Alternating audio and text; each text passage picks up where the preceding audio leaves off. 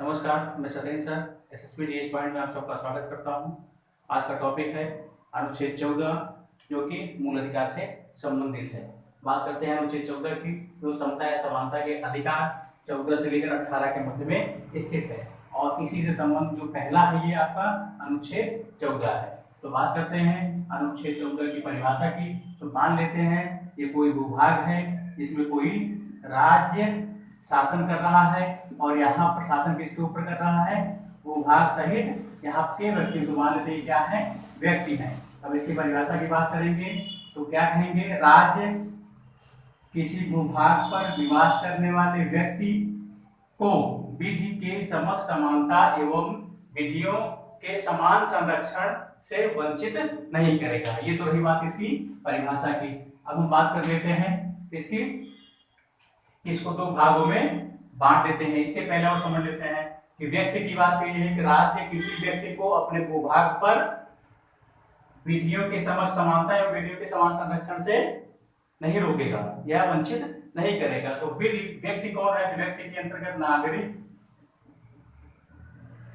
अनागरिक, संस्था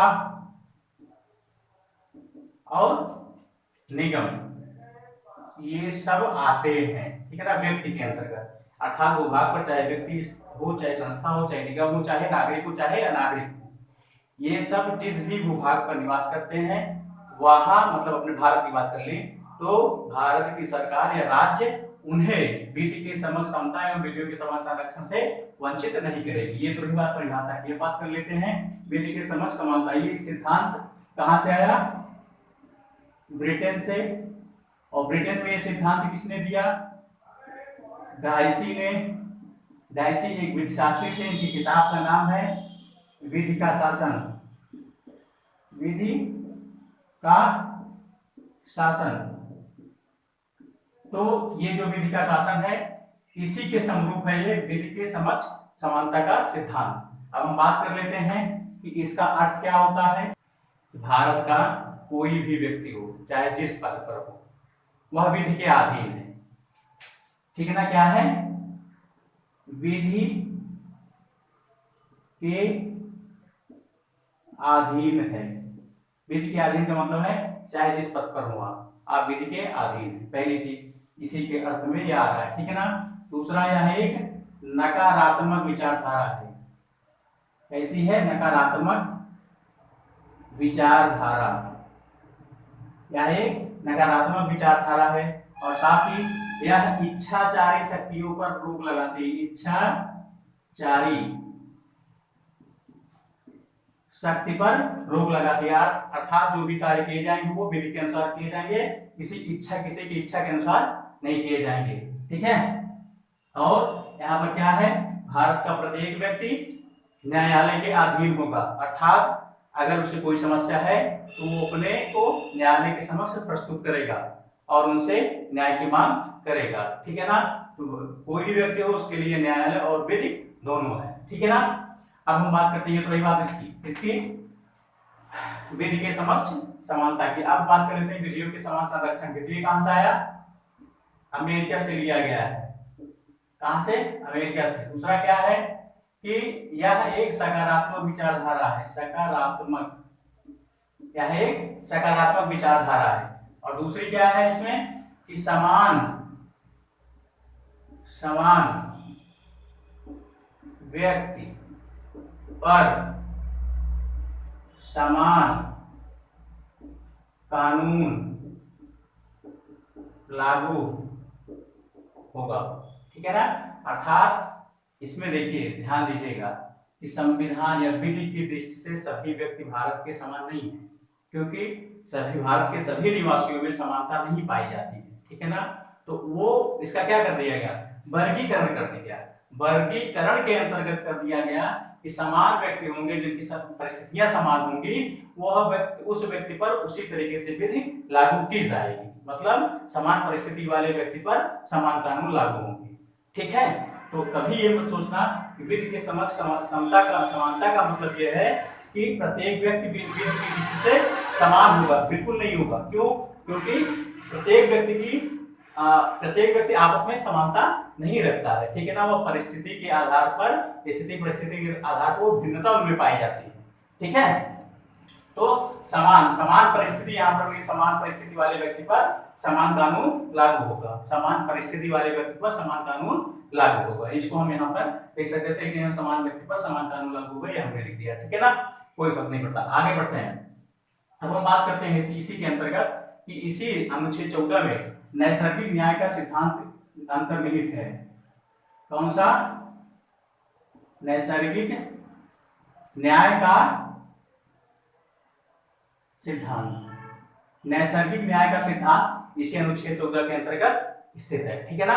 और बात क्या करते हैं, मिनर्वा मिल बनाम भारत संघवाद में इसे अनुच्छेद 14 को भारत के संविधान का मूल ढांचा घोषित किया गया। भारत के संविधान का मूल ढांचा है अनुच्छेद 14, किस मामले में? मिनर्वा मिल बनाम भारत संघ के मामले में। अब बात करते हैं वर्गीकरण। वर्गीकरण के ही आधार पर ये विधि के समक्ष समानता होती है, वैसे नहीं होती है, ठीक है ना। तो वर्गीकरण के आधार पर वर्गीकरण क्या होना चाहिए? तार्किक होना चाहिए, मनमाना नहीं, तो आप जैसे चाहे उसे वर्गीकरण कर दे, ठीक है ना। जैसे उदाहरण दे देते हैं कि दो व्यक्ति हैं, आप ट्रेन टिकट लेने जाते हैं, तो एक तरफ वृद्ध की लाइन लगती है, एक तरफ अन्य व्यक्ति होते हैं। तो वृद्ध जो होते हैं वो एक लाइन में होते हैं और अन्य व्यक्ति एक लाइन में होते हैं। तो ये क्या है? वर्गीकरण है, ठीक है ना। दूसरे उदाहरण से समझ लेते हैं। एक बच्चा है जिसने 302 का अपराध किया है और एक 21 वर्ष का बच्चा है, 21 वर्ष का व्यक्ति है जो कि 302 का अपराध किया है। तो दोनों को सजा मिलेगी, लेकिन इन बच्चे को छूट मिलेगी सजा से। क्यों? क्योंकि वो भी जुवेनाइल है, बच्चा है, वो उसको भी कानून का ज्ञान नहीं है। लेकिन इस व्यक्ति को 302 के अनुसार ही सजा मिलेगी, इसे कोई छूट नहीं मिलेगी, ठीक है ना। तो यहाँ पर भी समान क्या है? अगर हम आप कहते विधि के समक्ष समानता है तो इनको भी उसी प्रकार से सजा मिलनी चाहिए जैसे इनको मिली है, लेकिन नहीं मिली। क्यों? क्योंकि वर्गीकरण को ज्यादा देता, समान परिस्थिति वाले ये लोग नहीं है, ठीक है ना। उसी जगह यहाँ पे पागल होता और कोई हत्या करता और अन्य लोग यहाँ पर कोई हत्या करते, तब पर भी यहाँ पर पागल के लिए एक अलग कानून है, उसके अनुसार से उसको सजा मिलती है। तो ये रही बात, हमारे ख्याल से ये समझ में आई होगी। अब हम बात करते हैं वर्गीकरण का आधार क्या होता है। वर्गीकरण का आधार, वर्गीकरण का आधार होता है पहला तो ऐतिहासिक। क्या होता है? ऐतिहासिक। वर्गीकरण का आधार क्या हो? ऐतिहासिक हो। दूसरा क्या है? भौगोलिक। भौगोलिक परिस्थिति क्या हो? भौगोलिक परिस्थिति। भौगोलिक परिस्थिति के आधार पर वर्गीकरण किया जाता है। और शिक्षा के आधार पर, किसके आधार पर? शिक्षा के आधार पर भी वर्गीकरण किया जाता है, ठीक है। मनुष्य की प्रकृति, मनुष्य की प्रकृति, मनुष्य की प्रकृति के आधार पर भी वर्गीकरण किया जा सकता है, किया जाता है, ठीक है ना। तभी हमने आपको बताया कैसे मनुष्य की प्रकृति, ठीक है ना। और ध्यान रहे कि जो अनुच्छेद 14 है यह वर्ग विभेद को रोकता है, लेकिन वर्गीकरण को ये मान्यता प्रदान करता है। तो वर्गीकरण ये था। वर्ग विभेद का मतलब क्या है? जैसे अब इसमें वर्गीकरण कर दिया गया है, इसे भी कर दिया जाए कि वृद्ध की लाइन लगी है तो वृद्धों को भी अलग अलग भागों में बांट दिया जाए, या मैदानी क्षेत्र के लोग हैं उनको भी अलग अलग भागों में बांट करके उनको विशेष सुविधा दी जाए। ये नहीं हो सकता है, ठीक है ना। लेकिन इसके कुछ अपवाद हैं। अपवाद के रूप में 15(3), 15(4) और 16(4, ये इसके 3 प्रमुख अपवाद हैं। 15(3) में क्या है? महिलाओं एवं बच्चों के लिए विशेष सुविधा दी जाएगी, ये 15(3) कहता है, ठीक है ना। तो ये इसका अपवाद हुआ। और 15(4) भी ये कहता है सामाजिक एवं शैक्षिक रूप से पिछड़े हुए व्यक्तियों को विशेष सुविधाएं प्रदान की जाए, सामाजिक और शैक्षिक रूप से जो पिछड़े हुए हों। और 16(4) क्या कहता है कि जो है सामाजिक एवं शैक्षिक रूप से पिछड़े हुए SC, ST, OBC को आरक्षण का प्रावधान किया जाए, ठीक है ना। 15(4) में क्या है? सामाजिक शैक्षिक रूप से पिछड़े हुए SC, ST और OBC को विशेष सुविधाएं उपलब्ध किया है 15(4) में, ठीक है ना। क्लियर है। और इसके अलावा कौन है? राष्ट्रपति अपवाद है, राष्ट्रपति, राज्यपाल जब ये अपने पद पर रहते हैं, ठीक है ना। और कौन अपवाद है? जैसे संसद, विधायक, ये सब क्या है? इसके अपवाद हैं। इनको विशेष प्रकार की सुविधाएं उपलब्ध की है। जज, भारत के जज जो भी हैं वो भी उन्हें विशेष प्रकार की सुविधाएं दी गई है। हमारे ख्याल से ये वीडियो आपको पसंद आया होगा। अगर आपको पसंद आया है तो लाइक एंड शेयर जरूर करिए। धन्यवाद।